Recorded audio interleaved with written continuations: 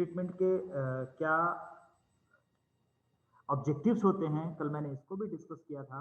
ठीक है, एनिलिंग के क्या फायदे हैं, एनिलिंग के टाइप्स कितने हैं, इसकी क्या ऑब्जेक्टिव है, इसको हमने डिस्कस किया था। किस टेम्परेचर से किस टेम्परेचर के रेंज तक हमने स्टील को एनिलिंग प्रोसेस करते हैं, यानी एनिलिंग टेम्परेचर कितनी होती है, हमने इसको डिस्कस किया था।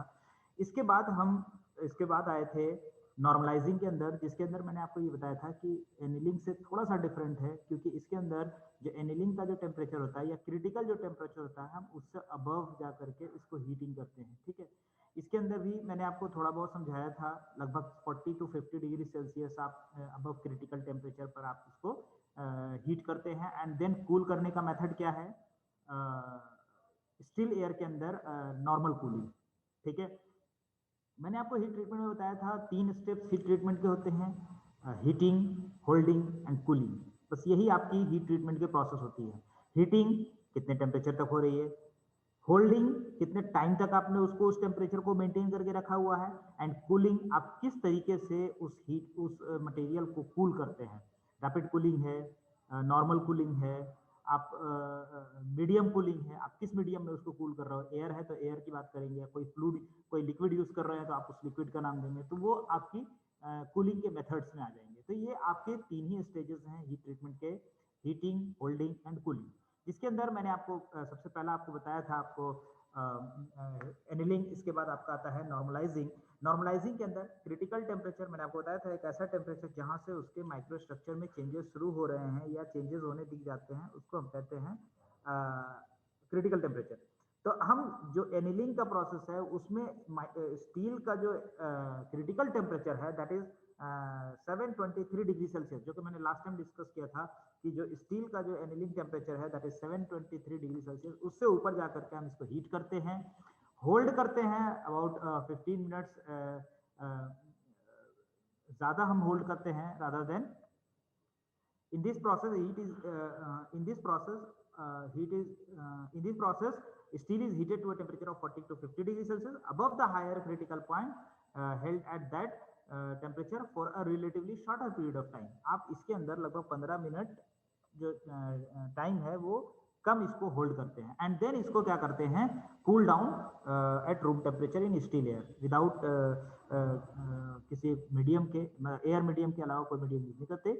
और एक नॉर्मल कूलिंग होती है जिसके अंदर हम इसको कूल करते हैं। ठीक है, नॉर्मल एयर के अंदर यानी कि स्टील एयर के अंदर। इसके कुछ फायदे हैं, कुछ स्पेसिफिक फायदे हैं, 2-3 इसके फायदे हैं। एक तो सबसे पहला ये जो मेन फायदा ये है कि इसकी मैकेनिकल प्रॉपर्टीज जो है वो अच्छी होती है बाय रिफाइनिंग इट्स ग्रेन्स। इसके जो ग्रेन्स है ना, इसके जो जो जो माइक्रो स्ट्रक्चर के अंदर जो ग्रेन्स हैं, उनकी उनकी जो है उनकी जो स्ट्रक्चर है उसको ये क्या करता है, उसको ये रिफाइन करता है, ताकि जो mechanical properties like strength, like ultimate strength, like yield strength, इन सब चीजों, इन सब में प्रॉपर्टीज में आपका चेंजेस आ सके। तो सबसे पहला जो आपका इसका जो बेनिफिट है that is to improve the mechanical properties of the steel by refining its grains। ठीक है, जो इसके इंटरनल स्ट्रक्चर के होंगे। ठीक है, और दूसरा है आपका कि इसके अंदर जो स्ट्रेसेस होंगे डेवलप, उसको भी इस प्रोसेस से रिमूव यानी कि रिलीव किया जाता है। ठीक है, इसके जो कौन कौन से मैकेनिकल प्रॉपर्टी वो नीचे के लाइन में आपको दिया हुआ है। एक impact strength, yield point, ultimate strength, ultimate tensile strength of steel, इसको हम लोग नॉर्मलाइजिंग से हम लोग इंप्रूव करते हैं। ठीक है, इसके बाद आता है आपका केस हार्डनिंग। केस हार्डनिंग क्या है? केस हार्डनिंग एक ऐसी प्रॉपर्टी है जिसको जब हम किसी भी मटेरियल के आउटर लेयर यानी सरफेस पर रेसिस्टेंट की बात करते हैं, किस तरीके के resistance, wear resistance, outer layer पर वियर रेसिस्टेंस की बात करते हैं या शॉक रेसिस्टेंस की बात करते हैं। ठीक है, तो उसको हम कहते हैं case hardening process. Case hardening के अंदर आपका वियर रेसिस्टेंस भी आ सकता है, शॉक रेसिस्टेंस भी आता है। इसके अंदर जो सरफेस है, जो आउटर लेयर है, हम पूरी की पूरी मटेरियल की बात नहीं कर रहे हैं, हम सिर्फ आउटर सरफेस की बात कर रहे हैं। वो आउटर सरफेस पर जो चेंजेस होते हैं for wear resistant, for shock resistant and hardening, hard करने के लिए भी हम उसको यूज करते हैं। इसके फायदे क्या है? ये करते कैसे हैं? सबसे पहला इसको हम लोग करते हैं, इसको गर्म करते हैं, बहुत रेड हॉट तक गर्म करते हैं, ठीक है। एंड देन हम इसमें कार्बन के परसेंटेज को ऐड करते हैं, कुछ small amount of carbon, about 0.5% हम लोग कार्बन इसमें ऐड करते हैं। और इसमें 0.5% कार्बन ऐड करने से क्या होता है, इसके सरफेस पे मार्टेनसाइट डेवलप होता है। और यही सरफेस, जो सरफेस पे मार्टेनसाइट डेवलप होता है, यही कारण बनता है शॉक रेसिस्टेंस या वियर रेसिस्टेंस के लिए, ठीक है। यानी मार्टेनसाइट क्या है, कार्बन के परसेंटेज ऐड करने से उसकी एक प्रॉपर्टीज जनरेट होती है सरफेस पर। ध्यान रखिएगा, case hardening is a heating process which is only used for the surface resistant in the steel, ठीक है। चलिए, तो ये आपकी थी केस हार्डनिंग।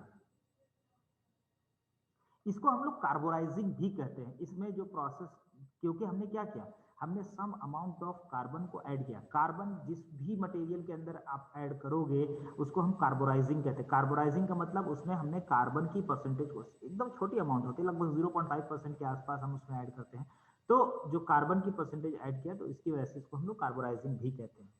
इसके बाद आपका आता है, हम टेम्परिंग से पहले आपको क्विंचिंग पढ़ा देते हैं।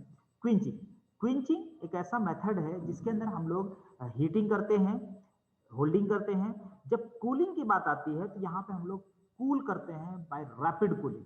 रैपिड कूलिंग का मतलब है कि इसके अंदर आप कोई लिक्विड यूज कर लो, वाटर यूज कर लो। रैपिड कूलिंग का मतलब आप स्टिल एयर में यूज नहीं कर रहे, बल्कि आप वाटर यूज करेंगे, ऑयल यूज करेंगे फॉर रैपिड कूलिंग, ठीक है। तो आप जब पढ़ेंगे क्विंचिंग, रैपिड कूलिंग है टू हार्डन बाय क्विंचिंग, इसकी एक नुकसान है। इसके नुकसान ये है कि आप रैपिड क्विंचिंग करेंगे तो एक ब्रिटल स्ट्रक्चर फॉर्म करता है, यानी आपकी मटेरियल हार्ड तो होती है, लेकिन साथ के साथ उसके साथ एक ब्रिटलनेस जो कैरेक्टरिस्टिक्स है वो जनरेट हो जाता है। तो जहां पे ब्रिटलनेस की रिक्वायरमेंट होती है, हम वहां पे इसको यूज कर सकते हैं।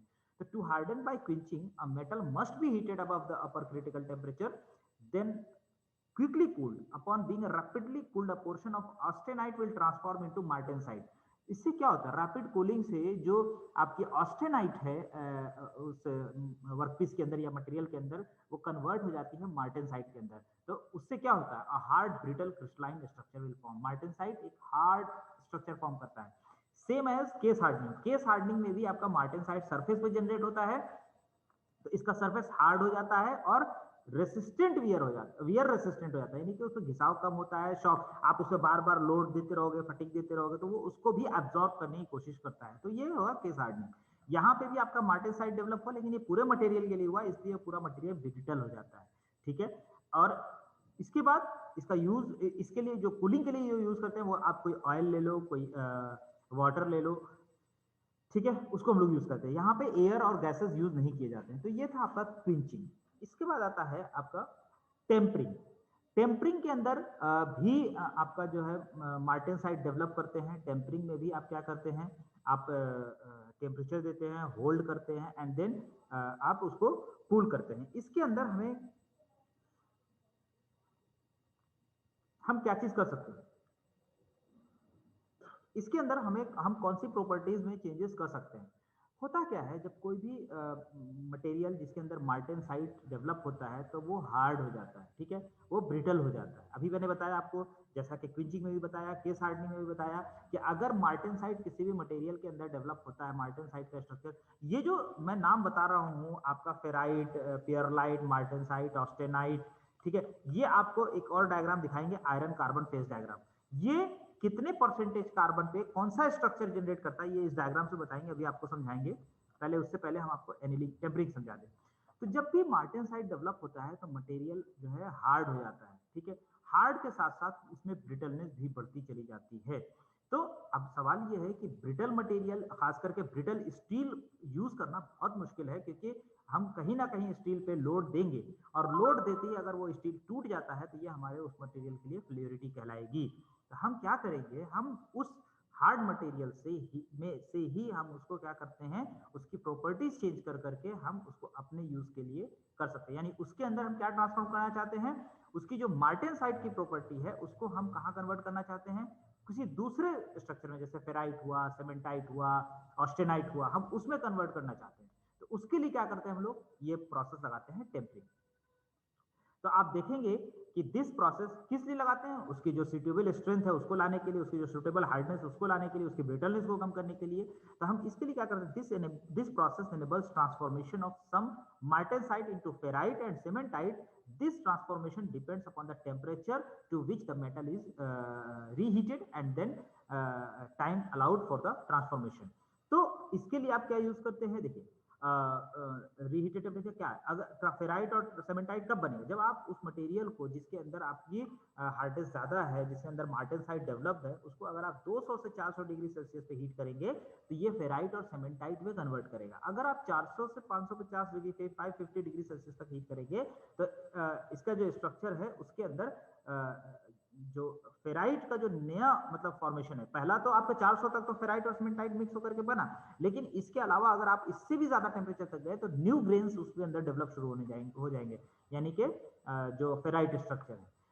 फेराइट स्ट्रक्चर का एक फायदा है, फेराइट स्ट्रक्चर मैंने आपको बताया था जिसमें कार्बन की परसेंटेज बहुत कम होती है, लेकिन साथ के साथ वो मटेरियल वीक होता चला जाता है। ब्रिटल तो होता है लेकिन उसमें जो शॉक एब्जॉर्ब करने की शक्ति होती है, जो पावर होती है, जो शॉक रेसिस्टेंस होता है वो कम होता चला जाता है, जिसके कारण उसकी फेल्योरिटी भी बढ़ जाती है।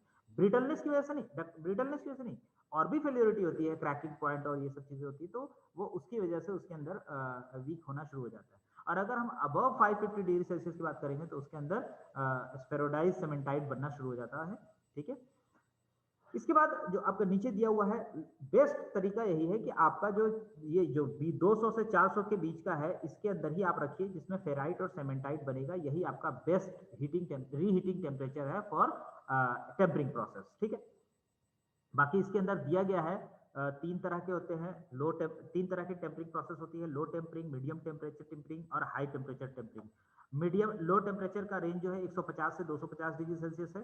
इसके अंदर reduction in internal stresses, improve toughness without loss in hardness. ये आपके जो साइड में जो ये मैंने लिखे हैं, ये बहुत छोटा छोटा लिखा है बट दिख रहा होगा क्योंकि मैंने नोट्स बनाया था, मैंने बहुत बड़ा करने की मैंने कोशिश नहीं करी है, इसलिए मैं छोटा छोटा साइज में लिख दिया है। ये क्या है आपका, ये इस टेम्परेचर पे अगर आप काम करोगे टेम्परिंग प्रोसेस के लिए तो आपका क्या होगा, उसके अंदर स्ट्रेसेस रिलीव हो जाएंगे, टफनेस अच्छी हो जाएगी और हार्डनेस थोड़ी कम हो जाएगी। कहाँ यूज करते हैं, कार्बन टूल स्टील के अंदर, और मेजरिंग टूल जैसे वर्नियर कैलिपर है, माइक्रोमीटर है, हाइट गेज है, आपका एंगल बिवेल प्रोट्रैक्टर है, ये सब जो मेजरिंग इंस्ट्रूमेंट है उनके अंदर हम यूज करते हैं, उस स्टील में ये यूज होता है। सेकेंड है आपका मीडियम टेम्परेचर टेम्परिंग, इसके अंदर हम टेम्परेचर जो है यूज करते हैं 350 डिग्री सेल्सियस से 450 डिग्री सेल्सियस। इससे क्या फायदा है, इसमें भी आप टफनेस इंक्रीज करते हैं उस स्टील का, एंड जो हार्डनेस है उसको भी रिड्यूस करते हैं। सेम दोनों का भी वही है, मतलब जो हार्डनेस है हम उसको रिड्यूस करते हैं। इसका यूज कहाँ करते हैं हम लोग, इस हाई टेम्परेचर का यूज कहाँ करते हैं, हैमर बनाने में, चिजल बनाने में, स्प्रिंग्स बनाने में और कॉइल्स बनाने में। ठीक है, वहां पे हम लोग मीडियम टेम्परेचर टेम्परिंग करते हैं। ठीक है, तीसरा है आपका हाई टेम्परेचर टेम्परिंग, इसमें भी आप इसमें जो हार्डनेस है और जो टफनेस है उसके अलावा स्ट्रेंथ और डक्टिलिटी की बात करते हैं। हाई टेम्परेचर में स्ट्रेंथ भी आती है और डक्टिलिटी भी आती है। इसका टेम्परेचर रेंज 500 से 650 डिग्री सेल्सियस है। ये कहाँ यूज होता है, ये जो ऑटोमोबाइल के जो प्रिसीजन पार्ट्स हैं जैसे गियर्स है, क्रैंकशाफ्ट है, कनेक्टिंग रॉड्स है, इन सब चीजों में हम इनका यूज करते हैं हाई टेम्परेचर टेम्परिंग का।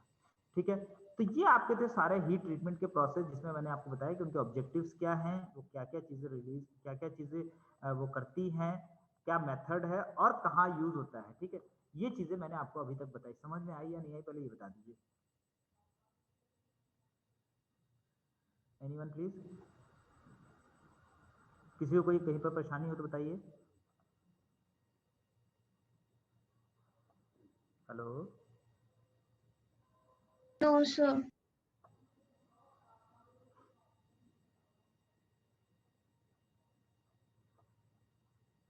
सभी को समझ में आया, कोई रिप्लाई भी तो कर दिया करिए भाई, एक बच्चा रिप्लाई करता है कभी हाँ या ना, मैंने यस कितनी बार सर, कहा था। यस सर, आ रहा है समझ। मुझे कैसे यस पता सर। चलेगा कि आप लोग सुन रहे हैं नहीं सुन रहे हैं, दोनों बातें हैं, मैं बोलता जाऊं आप लोग। चलिए, अभी भी मुझे सिर्फ 3-4 बच्चों ने रिप्लाई दिया आउट ऑफ 46।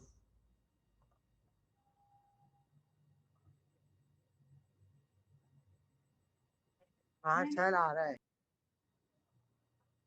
चलिए सर आ रहा है।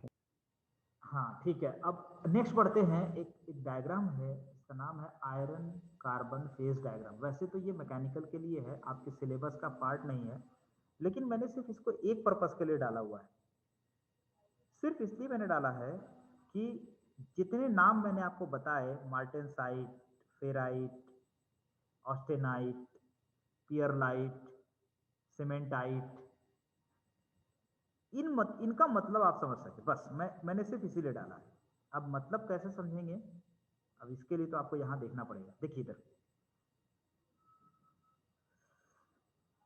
मैंने आपको पहले ही बताया था कि फेराइट एक ऐसा फेराइट स्ट्रक्चर एक ऐसा स्ट्रक्चर है जिसमें कार्बन की परसेंटेज बहुत कम होती है, ठीक है, और बहुत कम टेम्परेचर के अंदर वो जनरेट होता है, ठीक है।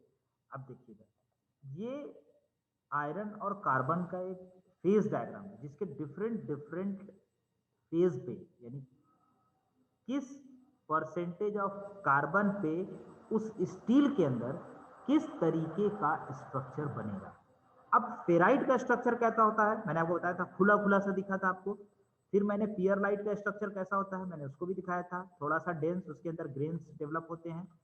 फिर आपको मैंने ये रहा, ये देखिए फेराइट के ये ग्रेन्स थे, ठीक है। ये आपके किसके हैं, फेराइट है, उसके अंदर क्या क्या पियरलाइट जनरेट हुआ, एकदम फाइन ग्रेन शुरू हो गई। फिर परसेंटेज बढ़ने से पियरलाइट और फेराइट कुछ ऐसा बना, पियरलाइट प्योर फिर ऐसा बना एकदम 0.83% पे। और पियरलाइट आप जब जाओगे तो इसमें पियरलाइट और सेमेंटाइट, ये दोनों चीजों का मिक्सचर शुरू हो जाएगा। सेमेंटाइट कब बनता है, जब 10% कार्बन इसके अंदर ऐड होने शुरू हो जाते हैं। सॉरी वो 1% है, 10%, सॉरी। चलिए, तो यहां पे वही चीज है। अब आप देखिए इधर एक टेम्परेचर का ग्राफ है, एक टेम्परेचर का एक्सिस है वाई एक्सिस, और एक्स एक्सिस पे कार्बन की परसेंटेज है। तो आप देखिए इधर कि जब आप परसेंटेज ऑफ कार्बन 0.83 तक गए तो यहाँ पे प्योर प्योर पियरलाइट फॉर्म करेगा। लेकिन उससे पहले बिलो क्रिटिकल टेम्परेचर, उससे पहले बिलो क्रिटिकल टेम्परेचर फेराइट और पियरलाइट का फॉर्मेशन होता है। प्योर फेराइट कहां बनता है, प्योर फेराइट भी आपको दिख रहा होगा, अगर आप थोड़ा सा ध्यान से देखें तो ये जो मैंने फेराइट का जो इंडिकेटर दिया है, ये देखिए यहां पे ये वाला पोर्शन, ये प्योर फेराइट है। लगभग जीरो के बराबर, जीरो के पास में होता है, बहुत कम इसमें कार्बन की परसेंटेज होती है, और तकरीबन ये जो क्रिटिकल टेम्परेचर है वहां तक जाता है। तो ये आपका प्योर फेराइट का जो रीजन है, यही आपको दिखाता है कि यहाँ पे प्योर फेराइट बनता है। प्योर फेराइट जो आपका स्टील होता है वो थोड़ा सॉफ्ट होता है, वीक होता है वो, ठीक है, वो वीक स्टील पे आता है। लेकिन यही प्योर फेराइट में कार्बन की परसेंटेज थोड़ी सी बढ़ी below critical temperature, this is पियरलाइट plus ferrite, and above critical temperature till 910 degree Celsius, this will make ferrite with austenite structure. Austenite more denser then पियरलाइट, ठीक है। आप इसको जब डिटेल में पढ़ेंगे, जो मैकेनिकल वाले पढ़ते हैं प्रोडक्शन इंजीनियरिंग के अंदर, तो उनमें और डिटेल पढ़ाया जाता है कि फेराइट ऑस्टेनाइट के स्ट्रक्चर में क्या क्या चेंजेस आते हैं, क्या क्या चेंजेस हो सकते हैं। तो ये हो गया आपका above critical temperature of the steel. क्योंकि हम आयरन कार्बन किसके लिए बात कर रहे हैं, इसका पूरा नाम होता था iron carbon diagram, phase diagram of steel. ये एक्चुअली स्टील के लिए बात कर रहे हैं, ठीक है। चलिए, तो अब 0.83 से बढ़े 1 तक गए, आप 1 तक गए, 1 पर आपका पियरलाइट और सीमेंटाइट फॉर्म हुआ बिलो क्रिटिकल टेम्परेचर। जैसे ही 1.5 से आप ऊपर जाएंगे आपका मार्टेनसाइट डेवलप हो जाएगा। लेकिन आप 0.83 से ऊपर अगर आप अबव क्रिटिकल टेम्परेचर पर जाते हैं तो आपका ऑस्टेनाइट और सीमेंटाइट, ऑस्टेनाइट तो क्रिटिकल टेम्परेचर के ऊपर बनना शुरू हो गया है। देखो ये जो क्रिटिकल टेम्परेचर की जो 723 डिग्री सेल्सियस की जो लाइन गई है, इसके ऊपर ही आपका यहाँ पे भी ऑस्टेनाइट दिख रहा है, यहाँ पे भी ऑस्टेनाइट दिख रहा है, और ये पूरा ऑस्टेनाइट तो है ही है। लेकिन कुछ दूरी तक, यहाँ 910 डिग्री तक ऑस्टेनाइट फेराइट के साथ था, यहाँ ऑस्टेनाइट सीमेंटाइट के साथ था टिल 1200 डिग्री सेल्सियस तक। लेकिन जैसे ही आप 1200 डिग्री सेल्सियस से ऊपर जाते हो, कार्बन की परसेंटेज 0.83 के ऊपर रखते हो, तो आपका वो वहां पे सीमेंटाइट नहीं मिलेगा, फिर आपको सिर्फ प्योर ऑस्टेनाइट के फॉर्मेशन होंगे। और अगर आप 0.83 डिग्री परसेंटेज कार्बन से कम लेते हो, लेकिन क्रिटिकल टेम्परेचर 910 डिग्री से ऊपर अगर आप जाते हो, तब भी आपका सिर्फ और सिर्फ प्योर ऑस्टेनाइट मिलेगा। अब जैसे ही 1200 डिग्री सेल्सियस से आप ऊपर गए, टेम्परेचर ऊपर किया आपने एट 1.8% ऑफ कार्बन पर, तो वहां पे लिक्विड बनना शुरू हो जाएगा, क्योंकि वहां पे मेल्टिंग शुरू हो जाएगी स्टील की, और वहां पे भी लिक्विड के साथ साथ ऑस्टेनाइट फॉर्मेशन होगा। और 1.5 से 1.8 के बीच में आपका प्योर मार्टेनसाइट के स्ट्रक्चर उसके अंदर दिखने शुरू हो जाएंगे। तो ये आपकी कहलाती है आयरन कार्बन फेज डायग्राम। जो ऊपर मैंने आपको बताया था, इतने यहाँ पे ये बन रहे हैं, यहाँ पे ये बन रहे हैं, वो इन्हीं से आए हैं, यही आयरन कार्बन फेज डायग्राम से दिखाए गए हैं। इतनी बात समझ में आई किसी को या नहीं आई?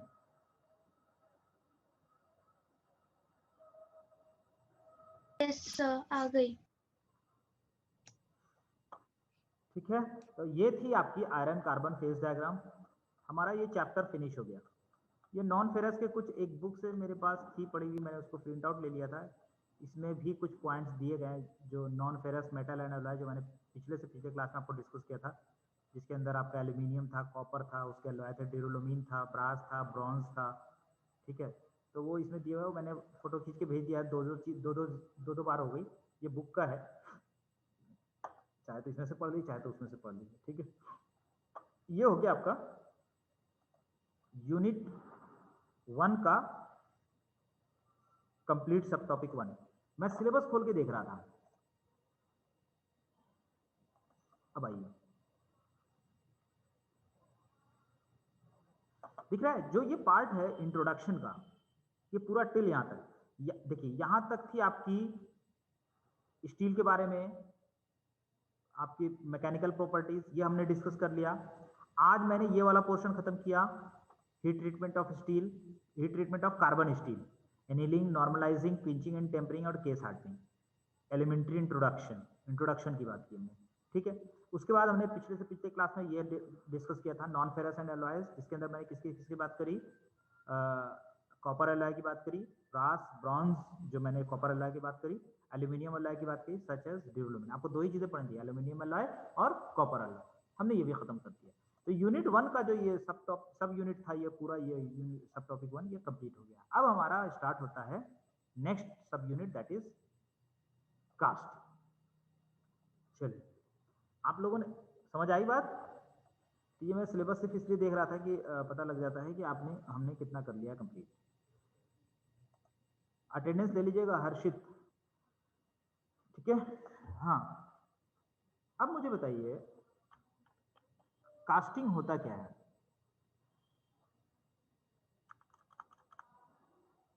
एनीवन? फिर से to provide a shape to some object in a mold by putting it in a mold. to provide Sir? the yes, सब मेटल्स को हीट करके मोल्ड कैविटी में अपने डिजायर्ड शेप देने के लिए जो प्रोसेस होता है उसको कास्टिंग कहते हैं। आज कोई भी ऐसा एक प्रोडक्ट, इंडस्ट्रियल प्रोडक्ट बता सकते हैं जो कास्टिंग से बना होता हो? कोई आपको पता हो किसी को भी? तो सारे बने होते हैं, आयर, हैमर और चिजल्स एंड ये टूल्स सारे। सारे टूल्स तो नहीं कह सकते, लेकिन हाँ हैमर है, और चीजल नहीं बन सकता। राइजर पिन, आवाज थोड़ी वाइब्रेट करे, क्या बोला आपने? फिर से बोलिए। राइजर पिन जो होती है, पिन जो होती है। नहीं, ये तो इन्हीं के टूल्स हो गए ना, कोई इंडस्ट्रियल और भी चीजें। हैमर है, हैमर। Sir wedding rings. क्या चीज? सर रिंग्स, वेडिंग रिंग्स वगैरह कास्टिंग से तो बनती हैं। रिंग्स? कौन सी रिंग्स? सर हाथ में पहनने वाली सर वेडिंग रिंग्स वगैरह जो होती हैं। अच्छा, वेडिंग रिंग्स Ornament. ये बोल रहे हो? ऑर्नामेंट्स, जितने भी Wedding ring ऑर्नामेंट्स casting? होते हैं। अच्छा, वेडिंग रिंग कास्टिंग से बनती है? मुझे नहीं पता। हाँ, सर मेटल शीट में ज्वेलरी भी लाइक गोल्ड, गोल्ड कास्टिंग से बनाते हैं, मेल्ट तो करते हैं, उसको रीशेप नहीं देते जैसे हैं, उसका मतलब डिजाइन्स करते हैं, उसको डिजाइन करते हैं, तो वो तो वो कास्टिंग से होती है, या उसके डाई बनते हैं। दो चीजें हैं, जब आप थोड़ा सा और ब्रॉड पढ़ेंगे तो एक डाई होता है, डाई का प्रोसेस अलग है, जिसके अंदर हमारे पास एक ऑलरेडी डाई का फॉर्म होता है, हमें सिर्फ मेल्ट करके उसमें डाल देना है। कास्टिंग के अंदर हम मोल्ड्स तैयार करते हैं, ठीक है। खैर ज्वेलरी का तो मुझे इतना डिटेल में आइडिया नहीं है, लेकिन बहुत सारे जो टूल्स हैं जैसे हैमर हुआ, ठीक है, बड़े बड़े हैमर्स होते हैं, और जो अदर मटेरियल को जैसे lead वगैरह को यूटेंसिल्स किससे बनते होंगे? यूटेंसिल्स यूटेंसिल्स में यूटेंसिल्स में स्टील का नहीं यूज़ करते। जो पुराने ज़माने में बर्तन आते थे उनको हम लोग शेप देते थे, इरेगुलर सरफेस होते थे। अब तो खैर अगर आप कास्टिंग करते भी हैं तो उसको मशीनिंग प्रोसेस से हम लोग ठीक कर लेते हैं। चलिए खैर, बहुत जगह यूज़ होता है। अब मैं पहले के ज़माने में जो स्टील के जो व्हील्स आते थे वो भी कास्टिंग से बनते थे, ठीक है। आज थोड़ा सा कास्टिंग चेंज हो गया है, मैन्युफैक्चरिंग टेक्नोलॉजी चेंज हो गई। पहले सब्ट्रैक्टिव मैन्युफैक्चरिंग होती थी ज़्यादा, अब एडिटिव मैन्युफैक्चरिंग आ गया। आप लोगों में से कोई जानता है सब्ट्रैक्टिव या एडिटिव मैन्युफैक्चरिंग होती क्या? एनीवन? अच्छा, 3D प्रिंटर कोई जानता है 3D प्रिंटिंग मैन्युफैक्चरिंग प्रोसेस क्या है? What is 3D Yes, sir. Printing manufacturing process? Yes sir. हाँ बताइए। सर वो एक प्लास्टिक Yes, की sir. वायर सी होती है सर, उसे यूज करके बनाया जाता है। Yes, this sir is a उसमें एक method. प्लास्टिक होता है सर, उसको हीट करके सर शेप दी जाती है, और सर वो शेप जो होती है वो 3D मॉडल कंप्यूटर से उसको देते हैं। एक्चुअली में आज जो इंडस्ट्रीज हैं, अभी तक आप प्लास्टिक ही सुने हो, मैंने तो स्टील भी किया है। स्टील की भी 3D प्रिंटिंग हो रही है। वो समय दूर नहीं है जब गाड़ियों के पार्ट्स, छोटे बड़े बोल्ट, नट और ये मटेरियल्स जो स्टील या कंपोजिट मटेरियल के बने होंगे या लॉय के बने होंगे, ये 3D प्रिंटेड बन के आए। अभी तक तो ये सब्ट्रैक्टिव मैन्युफैक्चरिंग था, अब एडिटिव मैन्युफैक्चरिंग है। 3D प्रिंटिंग एडिटिव मैन्युफैक्चरिंग के अंदर आता है।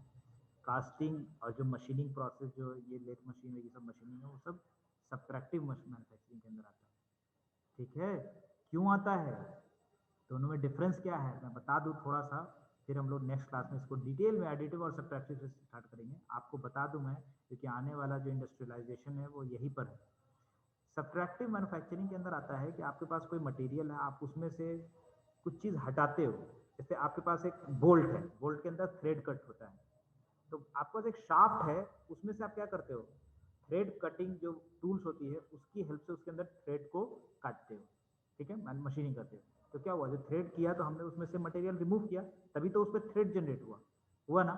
इसीलिए इस मैन्युफैक्चरिंग प्रोसेस को सब्ट्रैक्टिव मैन्युफैक्चरिंग कहा जाता है, क्योंकि हमने उसके प्रोसेसिंग में कुछ चीज़ें हटाई, सब्ट्रैक्ट किया। लेकिन 3D को एडिटिव मैन्युफैक्चरिंग क्यों किया था, क्योंकि इसमें कोई चीज़ हटती नहीं, इसमें वेस्ट कुछ भी नहीं होता। आप क्या करते हो, लेयर बाय लेयर वो जनरेट करते हो और वो 3D प्रिंट हो गया। 3D प्रिंट क्यों कहा गया, क्योंकि वो लेयर बाय लेयर ऐड करते चलेगा और जो फाइनल शेप थी वो एक 3 डायमेंशन में आ गई। आ रही बात समझ में? इसीलिए इसको एडिटिव मैन्युफैक्चरिंग कहा जाता है। तो आने वाला समय एडिटिव के लिए ही है, ठीक है। टाइम लेस देन 1 रह गया है। मुझे अटेंडेंस भेज दीजिएगा हर्षित। बाकी नेक्स्ट क्लास में हम लोग कास्टिंग स्टार्ट करेंगे, एडिटिव सब्ट्रैक्टिव दोनों